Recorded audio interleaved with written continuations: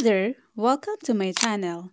Join me on an exciting journey as I uncover the hidden gems of the world, one delicious bite at a time. I am Des, a Filipino millennial with a passion for delectable cuisines and breathtaking destinations. From the heart of the busy streets to tranquil escapes, I'm here to inspire you to savor every moment. Get ready for mouth-watering food vlogs, thrilling travel tips, and relatable lifestyle content. For today's vlog, pupunta tayo sa... Eto, may nakita na naman kaming... may nakita na naman kaming stall. Parang open market din siya kamukha nung last time na napuntahan natin. Pero ito, mas marami mga stalls na open, tsaka iba siyang na lugar. Dito siya, oh. So, tingnan natin kung anong meron sa loob. Kung meron ba tayong mahanap na Finnish food ulit, na Finnish street food, or Finnish products. So, let's go. Tingnan natin. Today, we're diving into one of the oldest market in Helsinki, Kauppahali. Sana naman tayo napadpad, mga kamarides. May natuklasan na naman tayong bagong market. So, dapat sa tayo pupunta sa Kauppahali, old market dito sa Helsinki. Pero along the way, papunta kami dito is may nakita kaming open pala siya ngayon. Kahit winter, taglamig, ayan. So, tingnan natin kung ano yung makikita natin dito. Kung anong mahanap natin, kung meron ba tayo ulit mabe-best find, or let's see kung anong meron dito today. Yan yung famous na Helsinki Ferris wheel. Yan yung isa sa mga landmark dito sa Helsinki. Yan, Ferris wheel na yan. So, kung mapapasyal kayo dito sa Helsinki, yan, must see and must visit etong tourist spot na to.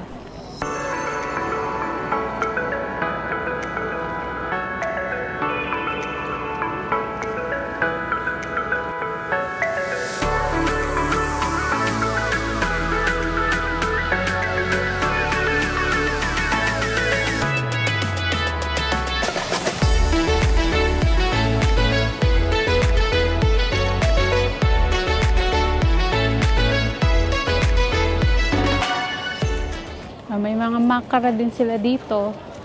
And grilled makara, $5.50. Belgian waffle.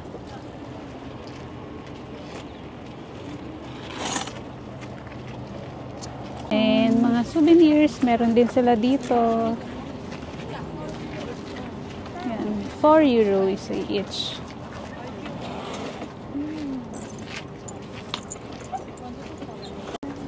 Wooden coasters, €10. And then ito, rep magnet is €2. Sa €4. Saan? Hindi silang lohiketo, salmon soup. Pag inabutan ka ng gutom dito, habang namamasyal, tapos pag nilalamig ka na rin, ayan, kain ka ng salmon soup, isa sa mga known dishes nila dito, salmon soup. Tayo dun papunta sa Kauppahali, one of the oldest market dito sa Helsinki. Ano pa siya, since 1886 pa, kung di ako nagkakamali. Nandiyan na yan siya. So, may mga konting binago lang siya na parang restoration, ganyan. Pero yung pinaka main building niya is yun pa, since 1886, kung tama yung aking pagkakatanda. So, let's see. Yung tubig. Yung lake nga dito, hindi malaman kung mag-yellow ba sila o hindi. Patrasado kasi yung snow.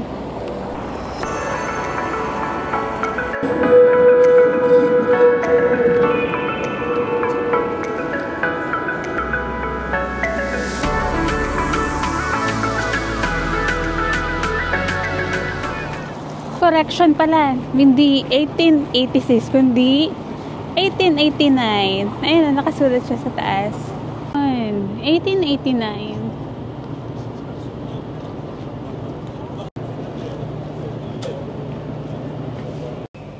Pagpasok pa lang, may food. Nakagutom. Kauppahali, also known as the Helsinki Market Hall, is a historic market located in the heart of Helsinki, Finland. Opened in 1888, the market was established to provide a permanent space for local farmers and traders to sell their fresh produce and goods, making it a vibrant hub for both local and visitors. Over the years, Kauppahali has undergone various renovations to preserve its historical charm while adapting to modern needs. Today, it features a wide range of vendors offering everything from fresh fish and meats to local delicacies, artisan products, and unique Finnish snacks. The market is not only a place to shop, but also a cultural landmark reflecting to the culinary heritage and commonly spirit for Helsinki. Ba, may Asian din dito, oh. Beef pho, noodles, chicken pho.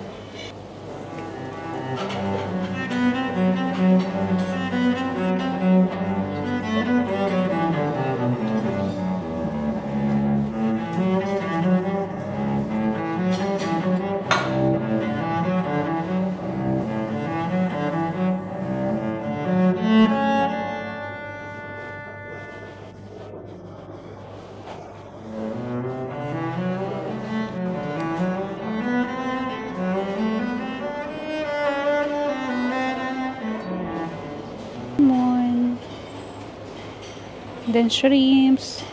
Mga fish na parang, ano ba yun? Mga salmon nila, iba-iba yung pang-cure nila.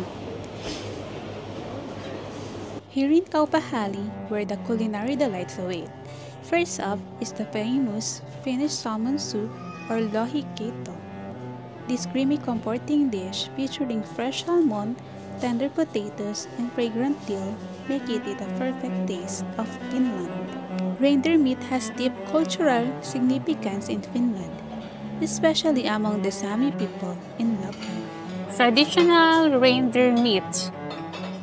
Reindeer with rice, reindeer portion potatoes, reindeer meal. It is considered a delicacy, valued for its lean and flavorful qualities.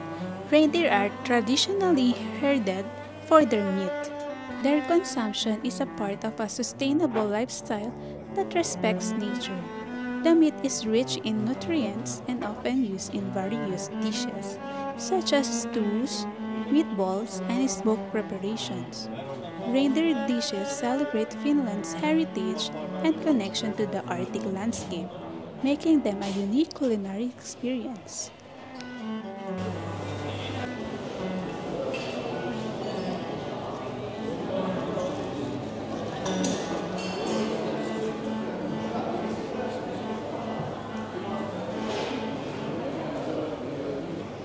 Oh, may pa-caviar tasting pa. 1 spoon.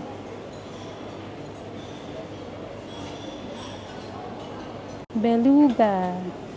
Crab caviar. Hi!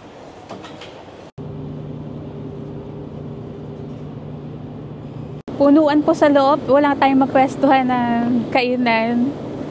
Mga halos turista din yung mga nandoon lahat. Nagtatry din sila ng Finnish food. So, balik tayo dun sa may open market. Try natin doon makahanap ng space para makatikim ng salmon soup, lohikeito soup, at saka reindeer. So, let's see. Ang weather ngayon, sunny, pero malamig. Negative 2, pero may araw. Kaya masarap lumabas para naman ng sunlight at saka ng hangin. Kasi pag nasa bahay ka lang, medyo nakaka-bored. Kaya lumabas din tayo. So, ayan, tingnan natin dito kung meron sila salmon soup and sausage. Yun nga lang, wala sila ditong reindeer. Let's see.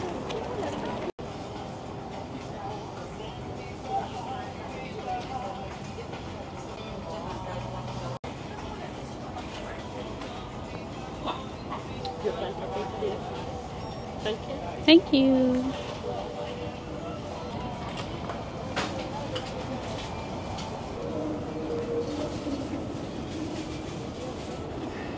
Naiwan namin yung meat pie naming order. Ito yung bait ni ate, sinunod niya. Tapos siniwan na daw niya sa gitna para pwedeng lagyan ng ketchup o kung ano gustong mayo, meron din daw.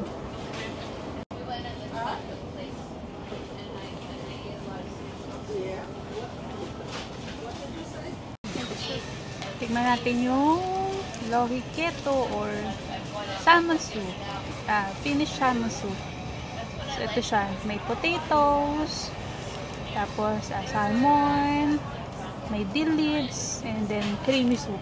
Tignan natin.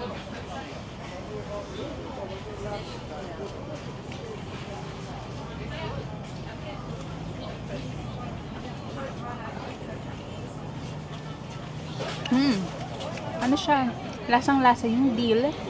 Tapos, hindi mo siya ganun ka-creamy. Parang more on milky. Pero hindi creamy. Parang ganyan. Kasi pag creamy, medyo parang thick yung sabaw. So, ito naman medyo malamnaw lang yung sabaw niya. Ang salmon. Masarap yung salmon. Fresh. Masarap kasi mainit. At malamig yung panahon dito.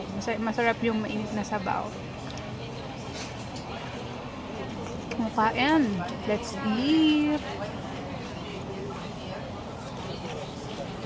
Tapos may kasama pala siyang ganito. Rye bread na may butter.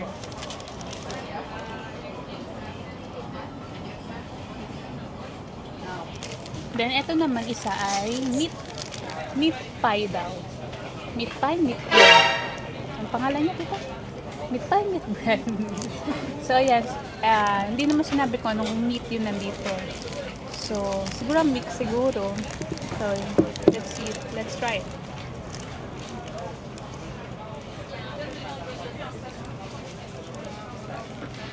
Yung tinapay niya, lasang lasang donut. Yung plain na donut bread. Ganon siya. Siguro fried din ito. Then yung palaman, hindi ko masyadong matikman yung palaman kasi medyo maliit lang yung palaman ng fish.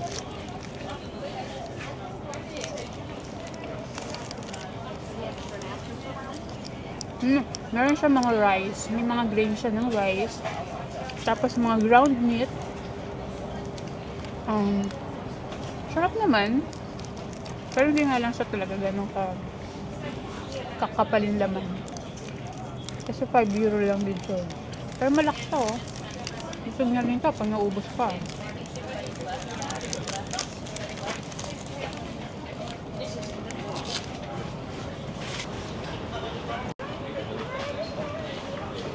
And ito nga palang soup is 12.50.